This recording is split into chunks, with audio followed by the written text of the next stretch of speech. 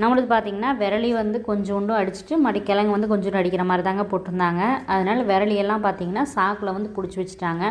இப்படி பிடிச்சி வச்சதுக்கப்புறம் வண்டியில் வந்து ஒவ்வொரு சாக்காக வந்து எடுத்து கொட்டிக்குவாங்க. அவங்களுக்கு கொஞ்சம் ஈஸியாக இருக்கும். அள்ளி போடுறது பார்த்திங்கன்னா முறத்தில் வந்து அள்ளி சாக்கில் வந்து அரை சாக்காக வந்து போட்டு வச்சுருவாங்க. நம்மளுக்கு சாக்கில் பிடிச்ச மஞ்சள் பார்த்திங்கன்னா காலையில் 8 மணிக்கு வந்து களத்தில் வந்து கொட்டி விட்டுட்டாங்க. அவங்க வந்து பார்த்திங்கன்னா ஒரு 11 மணிக்கு மேலே வந்து வந்தாங்க. கரெக்டாக 8 மணிலேருந்து ஒரு 11 மணிக்குள்ளே அந்த வெயில் சூட்டுக்கு வந்து நல்லா சூடு வந்து ஏறிடுங்க.